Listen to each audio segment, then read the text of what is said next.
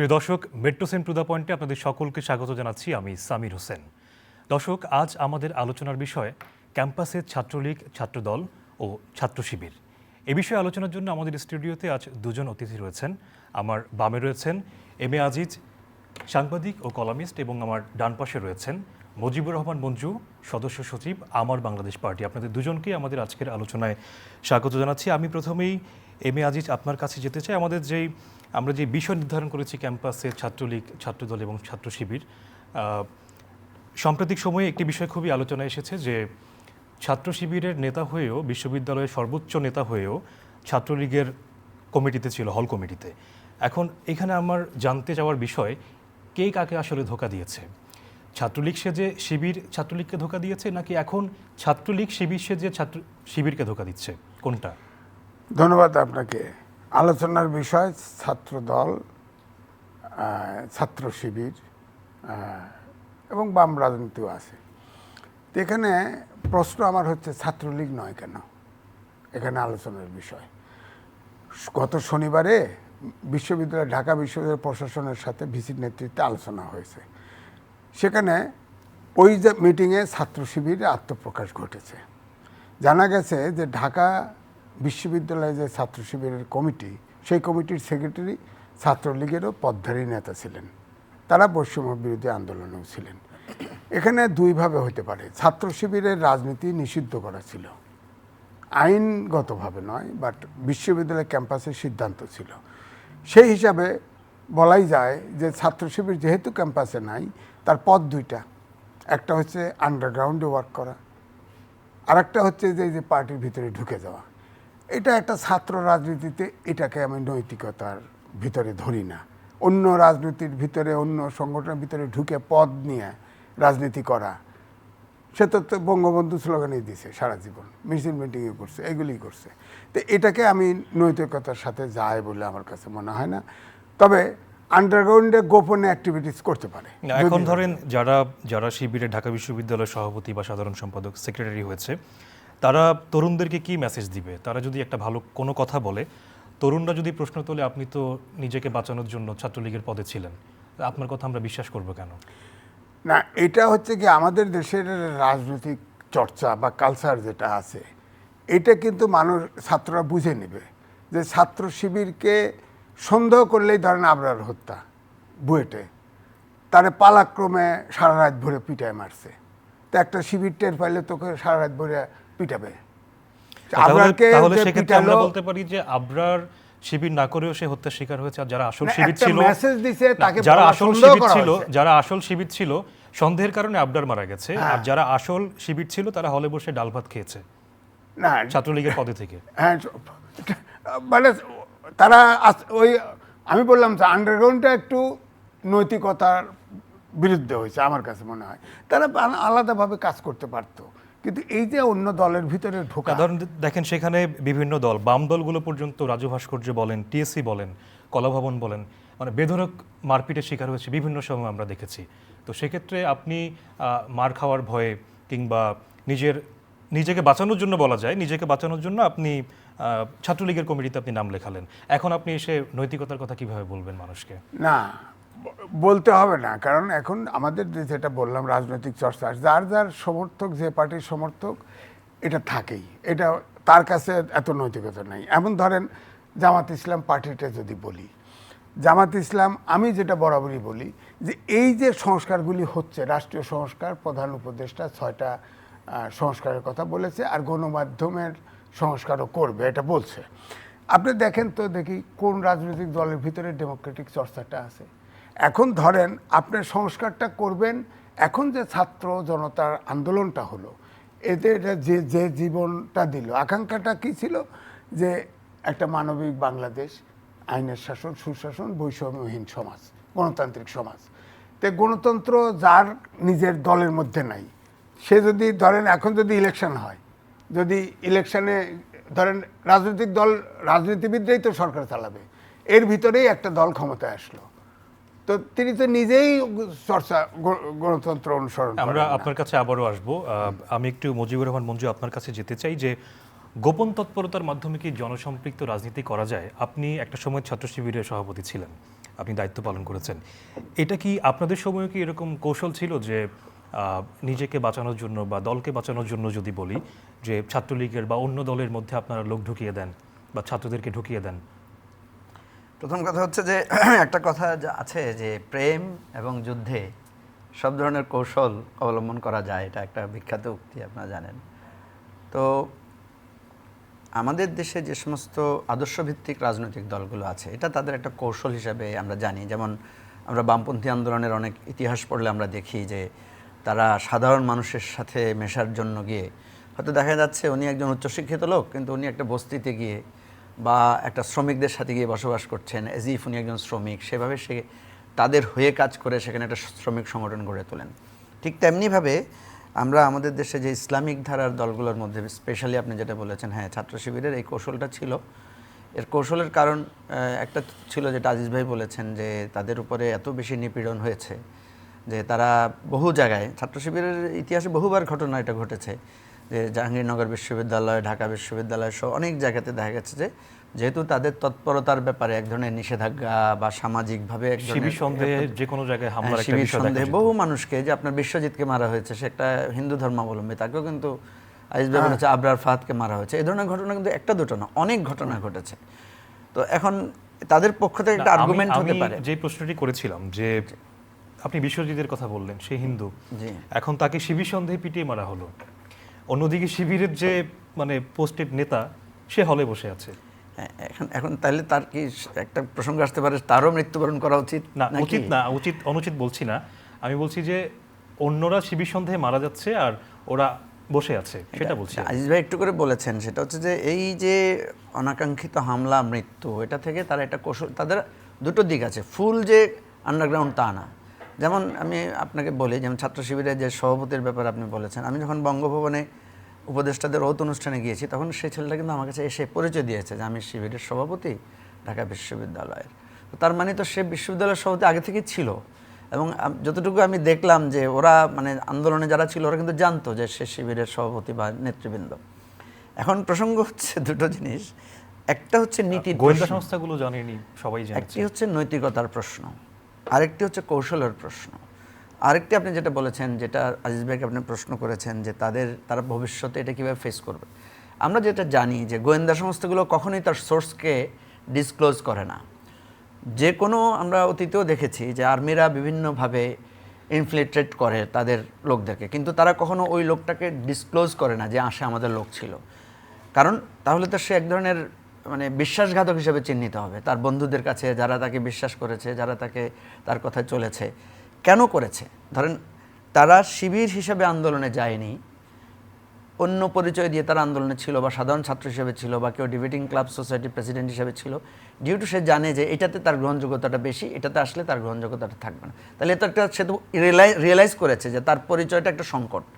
এখন রিয়েলাইজ করার পরে সে যেহেতু আপনার একটা ভূমিকা রাখার পরে এখন সে আবার তার আগের পরিচয়ে ফিরে যাচ্ছে, তাহলে একই জিনিসই তো হবে, তার গ্রহণযোগ্যতা তো আবার এখন কমে যাবে। আমরা কি এটা মানে যদি সন্দেহ করি যে আমি যেটি এমি আজিজকে বলছিলাম যে তখন ওরা ছাত্রলীগ সে যে শিবির হলে ছিল, তো এখন আমরা কি এটাও শঙ্কা করতে পারি কিনা এরা আসলেই ছাত্রলীগ, এরা এখন নিজেকে বাঁচানোর জন্য শিবির পরিচয় দিচ্ছে? এটা আপনি সমালোচনা করতেই পারেন। ধরুন আমাকে একজনে বলল যে তাহলে তো এখন দেখতে পাচ্ছি সব ছাত্রলীগের নেতাই আগে শিবির ছিল, তাহলে তো ছাত্রলীগ যে হামলা করেছে সব দায় তো শিবিরের উপর। এই ধরনের মানে সমালোচনা করার একটা সুযোগ আছে। প্রথম কথা হচ্ছে যে আপনি একটা কৌশল নিয়েছেন, আবার বিজয়ের পরে আপনি সেই কৌশলটা ডিসক্লোজ করবেন কিনা। আপনি যখন ডিসক্লোজ করবেন তখন কিন্তু আপনার একটা কৌশল সার্বজনীনভাবে স্বীকৃত হয়ে যাবে। এবং দেখেন আজকে যেটা বলেছে শেখ হাসিনা, বলেছে যে অনুপ্রবেশকারী ঘটেছে, আওয়ামী লীগ সবসময় বলতো কোনো ঘটনা ঘটলেই অনুপ্রবেশকারীদেরকে বলতো, আমরা কিন্তু তখন তাদেরকে হেয় প্রতিপন্ন করতাম যে একটা দোষ ঢাকার জন্য অনুপ্রবেশকারীদের দোষ দিচ্ছে। এখন কিন্তু ওদের পক্ষে চলে যাচ্ছে এটা, যে তারা এখন বলবে যে আমরা তো বলেছিলাম যে অনুপ্রবেশকারীরা এসেই, তারা সেটা বলতেই পারে ছাত্রলীগে ঢুকে শিবির বা অন্য দলগুলো হামলা করেছে। এই জন্য যেটা বলেছি যে আমি এখানে যেটা দেখি এজ এ, মানে আমি একজন সাবেক ছাত্র নেতা না, একজন রাজনীতিবিদ হিসেবে দেখি একটা রাজনৈতিক কর্মকৌশল যেখানে এই ধরনের গোপন একটা ব্যবস্থা থাকে, যে কোনো কারণে নিয়েছে। এখন যদি ধরেন আওয়ামী লীগ যদি বলে যে আমরা ছাত্র শিবিরের বা শিবিরের মধ্যে ঢুকে বা বিভিন্ন দলে ঢুকে যদি আওয়ামী লীগ রাজনীতি শুরু করে এভাবে, যে আমরা তো তখন শিবিরে ছিলাম কিন্তু এখন আমরা এসে আবার আওয়ামী লীগ চলে গেছে, আমরা এখন এসে বিএনপি অথবা অন্য দল, বাম দল হোক, কোন একটা দলে ঢুকলো, তখন সেটার ব্যাখ্যা কি দাঁড়াবে? ধরেন মুশকিল হলো কি, ধরেন আজিজ ভাইয়ের সাথে যদি এখন আওয়ামী লীগের একজন মন্ত্রীর ছবি দেখায়, আমরা বলি যে আজিজ ভাই আপনি তো মন্ত্রীদের সাথে সখ্যতা ছিল, এখন এসে আপনি আমাদের পক্ষে থাকছেন, এটা কিন্তু ব্লেম করাই যায়। যেমন ছাত্র শিবিরের সভাপতি একটা হল সেক্রেটারির সাথে দেখা গেলো, একটা হলের সভাপতি বা ছাত্রলীগের সেক্রেটারির সাথে একটা ছবি আছে, তো তখন তো তারা খুব ইন্টিমেট পজিশনে ছিল। এখন কিন্তু এটা প্রশ্ন তুলতেই পারেন যে আপনি তো ওই ফেসিবাদীদের অংশ ছিলেন, এই প্রশ্নটা তোলা যায়। কিন্তু তার যে বক্তব্যটা কি, সে বলছে যে আমি কৌশলগত কারণে, আমি একটা আন্দোলন সৃষ্টি করার জন্য বা কৌশলগত কারণে আমি সেই পজিশনটা নিয়েছি, এটা একটা যুক্তি আছে। কিন্তু আপনি যেটা, আমি যেটা ফোকাস করতে চাই সেটা হচ্ছে যে আপনি যখন আপনার কৌশলটাকে আবার প্রকাশ করে দিবেন, তার মানে হচ্ছে আপনি ভেবেছেন এই কৌশল আর আপনার লাগবে না, আপনি যুদ্ধ জয় করে ফেলেছেন। এখন আজিজ ভাই আমার পক্ষের লোক ছিল, এখন আমি এটা প্রকাশ করে দিলাম যে আসলে উনি টেকনিক্যালি বিরোধী পক্ষে ছিলেন, কিন্তু আসলে উনি আমারই লোক ছিলেন। এটা বলার মানে হচ্ছে আপনি যুদ্ধের শেষ, আপনি এখন বিজয় অর্জন করে ফেলেছেন, আপনার জীবনে আর এই কৌশলের প্রয়োজন হবে না। কিন্তু এখন তো দেখা যাচ্ছে যে এই যে আপনি প্রশ্নগুলো তুলছেন, এই নৈতিক প্রশ্নগুলো অনেকে তুলতে পারে। সেই জন্য আমি মনে করি আপনি যদি বিভিন্ন প্রেক্ষাপটে দেখেন, একটা হচ্ছে যে তারা যেহেতু প্রকাশ্যে কাজ করতে পারছে না, তারা কি করবে? তারা গোপন কাজ করেছে, এটা কৌশলগত দিক থেকে কারেক্ট। তারা যখন ছাত্রলীগের সাথে ছিল, তারা ছাত্রলীগের অনৈতিকতাকে সাপোর্ট করেছে কিনা, যদি করে থাকে এটা নৈতিকতার প্রশ্ন, এটা প্রশ্নবিদ্ধ। আর তারা যেহেতু একটা আন্দোলনের সাথে কাজ করেছে, নেতৃত্ব দিয়েছে, এটাকে আপনি কি গ্লোরিফাই হিসাবে সম্মানজনক জায়গায় যে না, তারা একটা ঐতিহাসিক ভূমিকা রেখেছে। আপনাকে ধন্যবাদ। আমরা আপনার কাছে আবারও আসবো। আমি একটু এমি আজিজ আপনার কাছে যেতে চাই যে আপনি আমাকে বলবেন যে এই যে দলগুলোর কথা আমরাও শিরোনামে বললাম, ছাত্রলীগ, ছাত্রদল, ছাত্র শিবির, এই দলগুলোর মৌলিক পার্থক্যের জায়গাটা বা নৈতিক পার্থক্যের জায়গাটা আপনি কোথাও দেখতে পান কিনা, নাকি সবাই এক? দেখেন, না সবাই এক না। আমি আজ থেকে 15 বছর আগে, আমার মন্ত্রী ভাই ভালো জানবে, যেহেতু তিনি শিবিরের প্রেসিডেন্ট ছিল, আমি জানতাম যে এই কৌশলটা জামাতের পুরনো কৌশল। এখন যে ঢাকা বিশ্ববিদ্যালয়ে শিবিরের অ্যাক্টিভিটিস নিষিদ্ধ করার কারণে আত্মগোপনে গেছে তা না, জামাতের আগেরই কৌশল বিভিন্ন সংগঠনের ভিতরে তাদের ওয়ার্ক আছে, অর্থাৎ লোক ঢুকিয়ে দেওয়া অথবা লোক সৃষ্টি করা, এটা তাদের বরাবরেরই কৌশল আছে। তো এই কৌশল এবারেও, এটা এখন এই কৌশলটা মানে সঠিক বা বেঠিক কিনা আপনি কি মনে করেন? না, এটা কৌশল নাকি কেউ কি এটাকে প্রতারণা মনে করতে পারে? বিষয়টা হলো যে ওপেন রাজনীতি প্রতারণা মনে করতে পারে কিনা? যদি আমার কথা হলো যে ধরেন মঞ্জু ভাই বাম রাজনীতির উদাহরণ দিয়েছে, বাম রাজনীতি যারা ওই আর্ম স্ট্রাগলের রাজনীতি করে তাদের জন্য আত্মগোপনের কৌশল ঠিক আছে, কিন্তু যারা গণতন্ত্রের কথা বলবে, যারা ওপেন রাজনীতি করবে, তাদের জন্য আমি এই কৌশল সঠিক মনে করি না। এটা এক ধরনের প্রতারণা। প্রতিদিন এমন ছোট ছোট মুহূর্তগুলো তৈরি করে জীবনের গল্প। Hatil, live and relieve.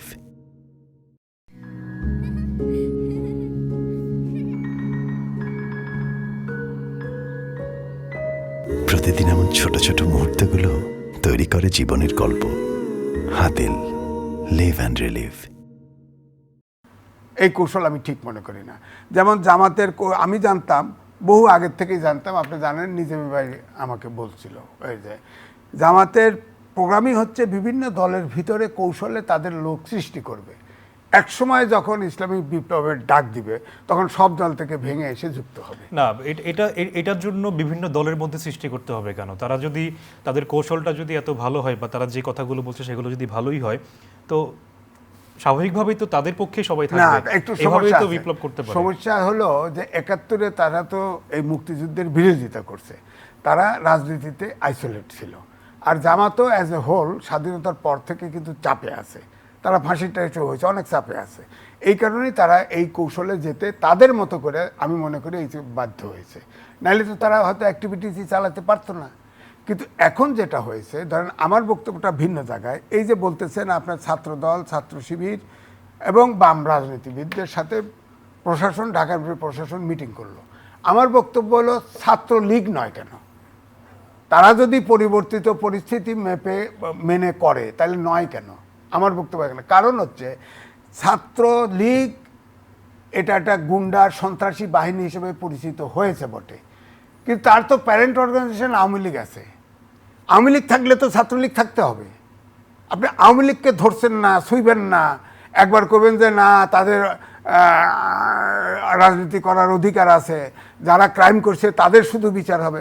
ছাত্রলীগেরও যাদের এই বিষয়ে আপনার মতামত কি, যে আওয়ামী লীগ আমার বক্তব্যটা ভিন্ন। আমার বক্তব্য হচ্ছে এখন ধরেন আমরাও ছাত্র রাজনীতি করছি, আমিও কিন্তু বিশ্ববিদ্যালয়ের নেতা ছিলাম, তো তখন তো আমি কোনো রাজনৈতিক দলের লেজুর। কোন দলের নেতা ছিলেন আপনি বলেন সেটা? না, তখন আমি ওই দল ছাড়া ছিল না। আমি তখন ছাত্রলীগ করছি, তখন এনএসএফ আর ছাত্র ইউনিয়ন ছাড়া করা যেত না। আমি ওই সময় প্রগ্রেসিভ ছিলাম। আপনি কোন দল করতেন? আমি ছাত্রলীগ করেছেন। হ্যাঁ, এখন তো আর না, তখন তো আর অন্য কেউ ছিল না, এনএসএফ ছিল, ছাত্র ইউনিয়ন। এখন সাবেক ছাত্রলীগ নেতা হিসেবে ওনারকেও শাস্তির আওতায় আনা মানে বলা যায় কিনা। এখন যাই হোক, আমি বলতেছি যে আপনি এই যে ধরেন একটা গতকালকে একটা কনফারেন্স হয়ে গেছে, সেখানে বলা হয়েছে আওয়ামী লীগকে 10 বছরের জন্য নিষিদ্ধ করা যায় কিনা। এটা কেমন কথা? তারপর তারা আবার আসবে না, এটা কেমন কথা? একটা রাজনৈতিক দলকে নিষিদ্ধ করলেন, আওয়ামী লীগকে অন্য নামে করবে, সমস্যা কি? প্রয়োজনে অন্য দলে ঢুকে করবে ইলেকশন, যা অ্যাক্টিভিটিস বন্ধ করতে পারবেন। আপনি যদি অ্যাজ এ হোল আওয়ামী লীগকে যদি আওয়ামী লীগ একটা রাজনৈতিক দল, মঞ্জুভাইয়ের দল আছে, মঞ্জুভাইয়ের দল নামটা তো দল না, নাম হচ্ছে ওনারা নেতা কর্মী আছে বলে দল, ওনারা যতক্ষণ থাকবে নাম বদলায় ফেলবে, সমস্যা নাই। তাহলে আপনি যদি ব্যান করেন, তাহলে সন্ত্রাসী দলের যত নেতা কর্মী, অন্তত পদধারী যারা আছে, তাদেরকেও রাজনীতি নিষিদ্ধ করতে হবে। আমরা যেহেতু দল বা নির্বাচনের কথা বলছি, আমি একটু মুজিবুর রহমান মঞ্জু আপনার কাছে যেতে চাই। যে সেনাপ্রধান বলেছেন যে যাই হোক না কেন তিনি অন্তর্বর্তীকালীন সরকারকে, এটি একটি ভিন্ন প্রসঙ্গ, সরকারকে তিনি সহযোগিতা করবেন, এবং তিনি বলেছেন যে 18 মাসের মধ্যে নির্বাচন কিভাবে অনুষ্ঠিত করা যায় সেই লক্ষ্যে তারা কাজ করবেন। এটিকে আপনি কিভাবে দেখছেন? হ্যাঁ, প্রথম কথা হচ্ছে যে সেনা প্রধানের পক্ষ থেকে এই 18 মাসের ঘোষণাটা আসার পরে বেশ আলোচনা হচ্ছে। আমার যেটা ধারণা, যে সেনা প্রধান এমনি এই কথাটা বলেন নাই। এটা নিশ্চয়ই উনি কিন্তু বলেছেন যে প্রধান উপদেষ্টার সাথে তার প্রতি সপ্তাহে কথা হচ্ছে, সরকারের সাথে তার ভালো সহযোগিতামূলক সম্পর্ক আছে, উনি এই সরকারকে সার্বিক সহযোগিতা দিচ্ছেন। এই কথার কনসিকুয়েন্সে যেটা দাঁড়ায় যে 18 মাসের কথাটা সিগনিফিকেন্ট, যে হয়তো ওনাদের মধ্যে একটা এই ধরনের আলোচনা হচ্ছে বা হয়েছে। কারণ চিফ অ্যাডভাইজার কোনো সময় বলেন নাই, কিন্তু উনি একটা ধারণা দিয়েছেন। যেমন উনি বলেছেন যে আমি যে কমিশনগুলো গঠন করা হয়েছে, সংস্কার কমিশন, এগুলোকে একটা 6 মাসের বা 3 মাসের একটা সময় দিয়েছেন। তো আপনি যদি হিসাব করে দেখেন, এই ডিসেম্বরের পরের ডিসেম্বর, মানে আমাদের দেশে সাধারণত নির্বাচন তো হয় শীতকালে। তো আপনি যদি ধরেন এই ডিসেম্বর থেকে ওই ডিসেম্বর, তাহলে 1 বছর। আর এখানে অগাস্ট থেকে যদি আপনি ডিসেম্বর পর্যন্ত ধরেন, তাহলে এখানে 5-6 মাসের একটা হিসাব আছে। তাহলে এই যাত্রায় মনে হয় যেন আমরা তো বর্ষাকালে আর ইলেকশন চাইবো না, বা গরমকালেও ইলেকশন হবে না। ইলেকশন সাধারণত বাংলাদেশে উইন্টারেই হয়। তো সেই হিসাবে একটা 18 মাসের হিসাব কাছাকাছি মেলে। এখন কথা হচ্ছে যে সেনাবাহিনী প্রধান এই সময়ের জন্য খুব গুরুত্বপূর্ণ ব্যক্তি। এই সময়ের জন্য উনি যেহেতু এই কথাটা বলেছেন এবং আনুষঙ্গিক অনেকগুলো কথা উনি বলেছেন, সেজন্য আমার ধারণা যে এটা ওনাদের একটা পারস্পরিক আন্ডারস্ট্যান্ডিংয়ের ভিত্তিতেই উনি বলেছেন। অথবা হতে পারে যে উপদেষ্টারাও এই কথা বলবেন। এর আগে কিন্তু ওই যে আমাদের সংবাদপত্রের মালিকরা বা সম্পাদকরা যখন কথা বলেছিলেন চিফ অ্যাডভাইজারের সাথে, সেখানে কিন্তু একটা 2 বছরের কথা ওনারা বলেছেন, যে আমরা চাই অন্তত 2 বছরের মধ্যে এটা হবে। এমনি আমরা যারা রাজনীতি করি বা আমাদের আজিজ ভাই অনেক প্রাজ্ঞ সাংবাদিক, আমাদের দেশে কিন্তু একটা সরকার 1 বছরের পরেই কিন্তু এই সরকারের ক্রিটিসিজম শুরু হয়, তার হিসাব নিকাশ শুরু হয়। আমাদের এই সরকারের কিন্তু 3 মাস মানে 1.5 মাস না যেতে কিন্তু হাঁসফাঁস শুরু হয়েছে মানুষের। এটা কেন? এটা কেন? কারণ হচ্ছে যে আমরা তো একটা বিরাট ট্রমার মধ্যে দিয়ে গিয়েছি, একটা ডিজাস্টার হয়েছে, এবং ওই যে আমাদের একটা মন আছে না, যে আমরা ভুলে যাই অতীতটা খুব দ্রুত। আপনি দেখেন পুরো মানে জুলাই মাসটা আমরা কিন্তু একটা ভয়াবহ অবস্থার মধ্যে ছিলাম, রক্ত, মানুষ মরছে, ইন্টারনেট বন্ধ। আমরা যেহেতু জুলাই এই ঘটনাগুলো সামনে আসছে, আমি ছোট করে আপনার কাছে জানতে চাইবো, প্রধান উপদেষ্টা ডক্টর মোহাম্মদ ইউনূস কিছুক্ষণ পরে আমেরিকার প্রেসিডেন্ট জো বাইডেনের সঙ্গে একটা বৈঠক করবেন। এই বৈঠক আমাদের আসলে ভবিষ্যৎ রাজনীতি কিংবা যদি বলে নির্বাচন, অর্থনীতি, এই বিষয়গুলোর সাথে কতটুকু সামঞ্জস্য? এটা খুবই গুরুত্বপূর্ণ, কারণ আপনি জানেন যে গত 30 বছরেও জাতিসংঘের এই ধরনের ওই একটা হচ্ছে কি, প্রেসিডেন্ট বাইডেনের সাথে যখন কমন মিটিং হয় তখন কিছু সাইড মিটিং হয়, কিন্তু এটা কিন্তু এজেন্ডা দিয়ে স্পেশাল মিটিং, এটা আমাদের গত 30 বছরেও হয়নি। তো এটা খুবই সিগনিফিক্যান্ট, কারণ সেখানে আমাদের এই সংস্কার, আমাদের অর্থনৈতিক যে সংকটগুলো আছে, স্পেশালি আমি যেটাকে গুরুত্বপূর্ণ মনে করি সেটা হচ্ছে গার্মেন্টস সেক্টরে জিএসপি সুবিধাটা নিয়ে সেখানে আমি শুনেছি যে আলোচনা হবে। তো আমার মনে হচ্ছে যে এই মিটিংটা আমাদের জন্য খুবই গুরুত্বপূর্ণ এবং আমেরিকার প্রেসিডেন্টের দর্শক, সাথে আমাদের আলোচনা চলবে, যুক্ত থাকুন চ্যানেল আইয়ের ইউটিউব এবং ফেসবুকে। তো যখন এই মিটিংটা হবে এটা কিন্তু অন্যান্য প্রভাব, অর্থাৎ আমেরিকান বলয়টার মধ্যে একটা প্রভাব সৃষ্টি হবে। অ্যান্টি আমেরিকান ব্লক যারা আছে তারাও হয়তো চেষ্টা করবে যে সরকারের সাথে কিভাবে তারাও এক ধরনের মানে আলাপ আলোচনার মধ্যে অঙ্গীভূত হবে বা একসাথে হওয়ার চেষ্টা করবে। তো আমার কাছে মনে হয় যে এই মিটিংটা খুবই গুরুত্বপূর্ণ। আপনি যে ছাত্র রাজনীতি সম্পর্কে যে কথাটা বলেছেন, আমি ওইটার একটু কথা আজিজ ভাইয়ের সাথে যোগ করতে চাই। প্রথম কথা হলো যে এই যে রাজনীতিতে কৌশল, যেই কৌশলটা আপনি করছেন, সেফার ধরেন আমরা যদি উল্টা দেখি, আমরা যদি এখন দেখি যে এই আপনার ছাত্র আন্দোলনে যারা ছিল, হঠাৎ করে ওখান থেকে একজন ছাত্র ইউনিয়ন নেতা বেরিয়ে আসলো, সে বলল যে আমি ছাত্র ইউনিয়ন করতাম কিন্তু আমি আন্দোলনটাকে নেতৃত্ব দিয়েছি, আমরা ছাত্র ইউনিয়নের একটা অবিরাম ভূমিকা আছে। তাহলে বাকিরা কি করতো? অপোনেন্ট পক্ষ কি করতো? আপনি কিন্তু গ্লোরিফাই করছেন যে আমি একটা পরিচয় গোপন করে একটা গ্লোরিফাই করেছি। এখানে প্রশ্নের জায়গাটা আসছে যেহেতু শিবির ছাত্রলীগ তো একসাথে যাওয়ার কথা না। না, একটা কথা কি সামির, আমি আপনাকে বলি, আপনি একজন নিউজ প্রেজেন্টার এবং আপনি একজন সংবাদকর্মী, উনি একজন সাংবাদিক। একজন সাংবাদিক যখন রাজনীতিবিদের ভূমিকায় হয়, যেমন আমাদের যে এবারে সাংবাদিকেরা যে গণহত্যাকে সাপোর্ট করে যে সুন্দর বক্তব্য দিয়েছেন, সেটা কিন্তু আমরা কন্ডেম করেছি। আমরা মনে করি যে আপনি আপনি সাংবাদিক, আপনি আপনার মধ্যে থাকেন। ঠিক তেমনিভাবে যখন সাধারণ ছাত্র আন্দোলন করেছে, সাধারণ ছাত্ররূপে, বৈষম্য বিরোধী ছাত্ররূপে, তখন কিন্তু আপনাকে আমি এক ধরনেরভাবে দেখছি। পরে যখন আপনি দেখছি অন্য রূপে, তখন আজিজ ভাই যেটা বলেছে যে তখন আপনাকে একটু কিন্তু মানুষ ভাববে যে না, মানে আমি তো আপনাকে এভাবে চাই নাই। এই যে এটা হয়তো তাদের কৌশলগতভাবে করেছে। এবং আরেকটা মজার ঘটনা হচ্ছে, অতীতে কিন্তু আজিজ ভাই যেটা বলেছে, অতীতে কিন্তু তাদের এই মানে ছাত্র শিবিরের এই ধরনের একটা কৌশল, মানে জামাতের একটা কৌশল কিন্তু এটা স্থায়ী কৌশল, এটা তার করে থাকে। কিন্তু অন্য কখনোই আপনি তো সেটি জানার কথা। আপনি না, আমি তো জেনে বলেই বলছি। আজিজ ভাইয়ের কথা বলছেন, আপনি তো জানার কথা। আজিজ ভাই যেহেতু রেফার করেছেন, উনি কিন্তু জামাতের আমিরকে রেফার করে বলেছেন যে ওনারা বলেছেন যে এটা আমাদের একটা কৌশলগত দিক। উনি কিন্তু তাই আজিজ ভাই বলেছেন না, আপনি বলেছেন, সেজন্য আমি বলছি ওনারটা তো আরো মোর অথেন্টিক। না, ওনারটা চাইতে আপনারটা তো আরো বেশি আমারটা যেহেতু আমি ওই দলে নাই বা যে কোনো কারণে হোক, আপনি ছিলেন তো, প্র্যাকটিস করছেন তো। আমি তো সেটাই বলছি, প্রেসিডেন্ট ছিলেন। আমি তো বলছি যে অতীতে কখনো এই সব ধরনের কাজে যারা জড়িত ছিলেন তাদেরকে ডিসক্লোজ করা হয় নাই, ঘোষণা দেওয়া হয় নাই। আপনি জানেন জাকির নামে একজন ছাত্রলীগের সেক্রেটারি ছিল, সেক্রেটারি পর্যন্ত হয়েছে, বলা হচ্ছে যে সে শিবিরের সাথী ছিল নটরডেম কলেজে পড়ার সময় মেবি। তো জাকিরকে তো কখনো শিবির ক্লেম করে নাই যে এই আমরা দিয়েছিলাম, ছাত্রলীগের সেক্রেটারি হয়েছে সে আমাদের। না, তখন তো সরকার পতন হয় না, এখন যেহেতু পতন হয়েছে, এখন তো সেটাই আপনাকে বলছি, this is the first time যে তারা ডিসক্লোজ করেছে তাদের এই কৌশল। এখন কি জাকির কি আবার শিবিরে চলে আসবে কিনা? সেটা আমি জানি না। আমি যে কথাটা বোঝাতে চাচ্ছি আপনি হয়তো বুঝতে পারছেন কিনা। আমি বুঝতে পারছি। এই প্রথমবার তারা এটা স্বীকৃতি দিল বা ঘোষণা করলো, ওই লোকগুলোকে তারা এক্সপোজ করে দিল। অতীতে কখনোই এক্সপোজ করা হয় নাই, সেই কথাটা আমি বলছি। তো নিশ্চয়ই এই এক্সপোজ করার পেছনে তাদের কোনো বুদ্ধি কাজ করেছে, কোনো পরিকল্পনা কাজ করেছে, বা তাদের যে একটা মানে সাংগঠনিক যে একটা শক্তি, তারা এটা পারে, এটাও তো প্রমাণ করার একটা বিষয় থাকে। একটা দলের তো নানা কৌশল কাজ করে। আপনাকে ধন্যবাদ। আমি একটু এম এ আজিজ আপনার কাছে যেতে চাই, একটু ভারত প্রসঙ্গে আসতে চাই। যে একটা খবর চাউর হয়েছিল যে ভারতের প্রধানমন্ত্রীর সাথে জাতিসংঘের এই অধিবেশনে প্রধান উপদেষ্টার একটা বৈঠক হওয়ার কথা ছিল, সেই বৈঠকটি হয়নি। তো যখন হচ্ছে না, তখন দেশের মধ্যে কিন্তু একটা আলোচনা সমালোচনা শুরু হলো যে যেহেতু শেখ হাসিনার পতন হয়েছে, ভারত এটি হয়তো বা পছন্দ করেনি, যার কারণে হয়তো তিনি বৈঠকটা করছেন না। কিন্তু আজকে ভারতের পররাষ্ট্র সচিব যিনি আছেন, তিনি একটি প্রেস কনফারেন্সে বলেছেন যে সফরসূচির গরমিল এবং সময়ের অভাবে এই বৈঠকটি হচ্ছে না। এটি নিয়ে আপনার কি মন্তব্য আছে? দেখেন, এটা আমার কাছে গ্রহণযোগ্য নয়। কারণ ভারত এবং বাংলাদেশের যে এখন টানাপোড়েন চলছে, জাতিসংঘের বৈঠকে এত টাইট শিডিউল না যে 5 মিনিটের জন্য বসতে পারবে না, একটা ছবি দিতে পারবে না। একটা ছবিও যদি দিত, এটারও একটা পজিটিভ ইম্প্যাক্ট হতো। কিন্তু ইচ্ছা করে আমাদের বাংলাদেশকে চাপে রাখার জন্য তিনি হয়তো বৈঠক অ্যাভয়েড করেছেন।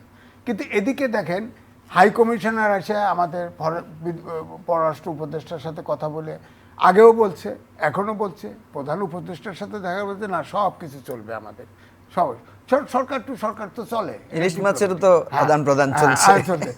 ইলিশ মাছও ছাড়ছে, হ্যাঁ, আগে দিত 3,000, এখন দিছে 5,000 টন, যা দিছে তো বেশিই দিছে তো, কিন্তু 3,000 টন 3,000 টন 3,000 টন 3,000 টন। তা আমার বক্তব্য হচ্ছে এইটা প্রয়োজন ছিল আমাদের, কারণ গ্লোবালাইজেশনের যুগে দেশ আমরা ছোট হইতে পারি, ছোট দেশও শক্তি, 17 কোটি লোকের মানুষ দেশ এটা, এবং অস্ত্র হাতে নিয়ে দেশ স্বাধীন করছে। এখানে উনি বলবে ওখানকার আপনার কি পররাষ্ট্র মন্ত্রী না কে বলছিল না যে যুদ্ধের জন্য ঝুলাই। হ্যাঁ, ঝুলাই রাখবে। অমিত শাহ বলেছিলেন। যুদ্ধের জন্য প্রস্তুত থাকো, এইসব করে থ্রেট করে তো চাপ দিয়ে লাভ নাই। আমার কাছে এখন কিন্তু মনে হয় যে দেশটা আসলেই দ্বিতীয়বার স্বাধীন হয়েছে। 16 বছরে কোনো বর্ডার কিলিং যখন হয়, একটার প্রতিবাদ আজকে শুনি নাই। বিএসএফ এর এক সদস্যকে বিজিবি গ্রেপ্তার হ্যাঁ, করেছে। গ্রেপ্তার করেছে, বর্ডার না, ক্রস করে ভিতরে আসছে। কালকে কিন্তু কঠোর অমিত শাহের বক্তব্যে কিন্তু কঠোর প্রতিবাদ জানিয়েছে। এটা এই ধরনের কঠোর প্রতিবাদ কখনো আগে কখনো এই সরকার এটাই করে আমি নাই 15 বলছি বছরে। যে প্রতিবাদ অন্তত হচ্ছে। এখন প্রশ্ন হচ্ছে প্রতিরোধের। আপনি চীনের সাথে 1 কিলোমিটার দূরে কোনো মারণাস্ত্র ব্যবহার করা যাবে না, আপনি এগ্রিমেন্ট করেছেন। বাংলাদেশের সাথে কেন করবেন না? দাবি করবেন বন্ধু দেশ। কেন লেথাল ওয়েপন ব্যবহার করবেন? দেখলেই গুলি করবেন কেন? আমি তো মনে করি আমাদের একজন বিজেপির সদস্যর সাথে ওদের 5টা বিএসএস সমান, কারণ ওরা পুলিশ আর আমাদের এখানে আর্মি ট্রেনিং আলা বিজেপি। আমরা এই জন্য বলি না যে আধা সামরিক বাহিনী এটা। এই জন্য সাইজে তো আমরা ওই অনুপাতে সমান আছে। হ্যাঁ। ওই আপনার 1:5 হিসাব করলে অনুপাতে আমরা সুতরাং ঠিকই আছে। সবচেয়ে বড় কথা হচ্ছে যে এই যে মোদি যে আমাদেরকে চাপ দিতে চাইছে, আমাদের প্রধান উপদেষ্টার সাথে তিনি সাক্ষাৎ করেন নাই। হ্যাঁ, ওখানে পররাষ্ট্র মন্ত্রী এবং পররাষ্ট্র উপদেষ্টা সাক্ষাৎ করেছে, এটা বাদ দেন। যতই দেখুক, হেড অফ গভর্নমেন্ট কথা বলা আর আরেকজন মন্ত্রী কথা বলা তো এক জিনিস না। এখন মোদির চাইতেও বড় এই দেশের পৃথিবীর সুপার পাওয়ারের সাথে তার বৈঠক হয়েছে। এটা আমাদের গেইন হয়েছে আমরা মনে করি। ব্যবসায়ী বলেন, আর্থিক হেল্প বলেন, জিএসপি বলেন, সব কিছু তো আমরা ভারতের কাছে পাবো না, পাবো আমরা আমেরিকার কাছে। আমেরিকার বাইডেনের সাথে সাক্ষাৎ হয়েছে, এটা তো এই জাতিসংঘের ভারতের কাছে একটা পাওনা আছে, এখন আসামি পাওনা আছে আর কি। একজন না, আরো হয়তো অনেক বেশি। সেটা তো কে সে আসামি? না, কে? এই যে আসামি হচ্ছে যে ধরেন আমরা তো অনুপ চেটিয়া সহ যে আমাদের জেলখানায় ছিল, আমাদের বন্দি বিনিময় চুক্তি আছে বাংলাদেশ ভারতের। এখন আমরা সেই কারণে অনুপ চেটিয়াকে আমরা দিয়ে দিছি, আমরাও জেএমপির লোককে আনছি। এখন আমাদের আপনারা কাকে আনতে পলাতক চান? পতিত সরকারের প্রধানমন্ত্রী শেখ হাসিনা, তিনি তো ভারতে আছেন, তার রেড পাসপোর্ট, গ্রিন পাসপোর্ট সব বাতিল হয়ে গেছে। তিনি তো আসলে কিভাবে আসেন পরিষ্কার করছেন না, তাকে না, বলা উনি তো হচ্ছে ওখানে বর্ডারের পাশে আছেন বলেছেন, চট করে ঢুকে যাবেন। এইটা বানায় কিভাবে ছেড়ে দিছে একটা আতঙ্ক তৈরির জন্য। এগুলো ওই আতঙ্ক তৈরি করার একটা খেলা হইতে পারে। হ্যাঁ, কারণ যে আমেরিকার থেকে যে লোক নেত্রী করে আফা করে কাঁদছে, হ্যাঁ, তার তো আগে কোনো খবর ছিল না, এটা তো পরে পাওয়া গেছে। তো সুতরাং এগুলো হলো সিচুয়েশন তৈরি করা। আমার কথা হচ্ছে এখন দেশ পুনরায় স্বাধীন হয়েছে, আমরা পরিষ্কার কথা আমাদের দেশীয় ইন্টারেস্টে আমরা 13 কোটি লোক ঐক্যবদ্ধ, শুধু স্বৈরাচারের সমর্থক বাদে। এইসব হুমকি দামকি দিয়ে কোনো লাভ হবে না। আমরা স্থির, আমাদের অধিকার, এটা স্বাধীন দেশ। স্বাধীন দেশের মর্যাদা দিয়ে ডিল করতে হবে। আমাদের সাথে যত ডিসপুট আছে এটার মীমাংসা করতে হবে, আন্তর্জাতিক ভিত্তিতে আমাদের যে অধিকার সেটা দিতে হবে। এই পর্যন্ত আমরা কিন্তু লড়াই করব এখন, এটাই আমার বক্তব্য। আপনাকে ধন্যবাদ। এমি আজিজ, সাংবাদিক কলামিস্ট, তিনি যেটি বলছিলেন যে বলিষ্ঠ ভূমিকার কথা, বিশেষ করে ভারতের ক্ষেত্রে আর কি, সেই জায়গাটি কি আমরা বজায় রাখতে পারবো কিনা, ভবিষ্যৎ আপনি কোথায় দেখতে পান? দেখেন, বলিষ্ঠতার বিষয়টা কিন্তু নির্ভর করে হচ্ছে আপনার বিশ্বাস এবং সাহসের উপরে। আজিজ ভাই যেটা বলেছেন যে আমরা ছোট হতে পারি, পৃথিবীতে এরকম অনেক উদাহরণ আছে। পৃথিবীতে বহু উদাহরণ আছে যে ছোট দেশ হলেও সে তার মানে সার্বভৌমত্ব রক্ষা করেছে এবং এই স্বাধীন সত্তার উপর সে দাঁড়িয়েছিল। এবং যে হুমকিটা আমাদেরকে দেওয়া হয় যে আমাদের এখানে যুদ্ধ চাপিয়ে দিবে, আমাদের এখানে ঢুকবে, শুনেন, এটা হচ্ছে যে যুদ্ধ, প্রত্যেকটা জিনিস আমরা বলি না যে প্রত্যেক কিছু মালদ্বীপের থেকে আউট হয়েছে আর বাংলাদেশে ঢুকে পড়বে, এত সহজ? প্রত্যেক জিনিসের একটা সমান এবং বিপরীত প্রতিক্রিয়া আছে। সে তো তাদের 7 সিস্টারের সমস্যার সমাধান করতে পারছে না, সেখানেই সে বিপদগ্রস্ত আছে, সে আমাদের দিকে হাত বাড়াবে কোত্থেকে? এই জন্য এই জিনিসগুলোকে আমি মনে করি যে এগুলো অবৈধ অনৈতিক হুমকি দিয়ে আমাদেরকে সবসময় দাবিয়ে রাখার চেষ্টা করা হয়েছে। খুবই ভালো কথা আমি বলি, ভারতে বেশ কোটি মুসলমান আছে, বাঙালির পরিমাণ আছে, আমাদের সাথে যাদের সাথে সম্পর্ক আমাদের সব কিছুতে, ভারতে যারা মানবাধিকার কর্মী আছেন, ভারতে যারা ন্যায়পরায়ণ লোক আছেন, তাদের সাথে আমাদের বন্ধুত্ব দরকার। আমরা মনে করি ভারতের এই পররাষ্ট্রনীতি পরিবর্তনের জন্য, ভারতের এই ভুল পররাষ্ট্রনীতির জন্য, দেখেন ভারতের জনগণের তো উচিত এই সরকারের বিরুদ্ধে অনাস্থা দেওয়ার, কারণ সে মালদ্বীপ থেকে পিছু হটেছে, শ্রীলঙ্কা থেকে আউট হয়েছে, ভুটানের কাছে পর্যন্ত সে দক্ষিণ এশিয়ার সব দেশ থেকে out সব দেশ থেকে সে আউট হয়েছে। এই জনগণ তো এই গভর্নমেন্টকে ধরা উচিত যে তোমাদের এই ভুল নীতির কারণে আমরা প্রত্যেকটা প্রতিবেশীর কাছে আমরা আজকে হেয় হয়ে আছি। সেজন্য আমি সবসময় ভারতকে দায়ী না করে ভারতের এই সরকারগুলোকে দায়ী করি। এই দুই সরকারই, কংগ্রেসও একই কাজ করেছে, বিজেপিও আজকে একই কাজ করছে। এদের বাংলাদেশ নীতি পরিবর্তন করতে হবে। পরিবর্তন যদি না করে, আমি আপনাকে বলছি, আমরা ছোট মুখে বড় কথা মনে হতে পারে, ভারত ভাঙবে এবং এটা তাদের জন্য ভাঙবে, আমাদের এখানে কোনো দায় নাই। ভারত নিজে থেকেই ভাঙবে। এবং আমি মনে করি বাংলাদেশের মানুষের অনেক ভুল ত্রুটি থাকতে পারে, আমাদের মধ্যে অনেক ত্রুটি বিচ্যুতি আছে, সীমাবদ্ধতা আছে, কিন্তু তাদের এই অন্যায় অত্যাচার, এই যে হত্যা, এই যে আপনার নদীর পানি ছেড়ে দিয়ে আমাদেরকে ভাসিয়ে দেয়া, এটার প্রতিবাদে বাংলাদেশের মানুষের সর্বোচ্চতম ভারত নীতির বিরুদ্ধে আমাদের মানুষের ক্ষোভ, আমার মনে হয় এটা হাইয়েস্ট পজিশন এখন এক্সিস্ট করছে। সুতরাং ভারতের নাগরিকদেরকে আমরা বারবার বলবো, আপনারা এ ব্যাপারে সরকারের বিরুদ্ধে দাঁড়ান, মানবতাবাদীদেরকে বলবো আপনারা এটার বিরুদ্ধে দাঁড়ান, মুসলমানদেরকে বলবো আপনারা এটার বিরুদ্ধে দাঁড়ান, বাংলাভাষীদেরকে বলবো এটার বিরুদ্ধে দাঁড়ান, ভারতের যত ধর্মীয় যারা ধর্মপ্রাণ মানুষ আছে তাদেরকে বলবো এই অন্যায় অত্যাচারের বিরুদ্ধে আপনারা দাঁড়ান।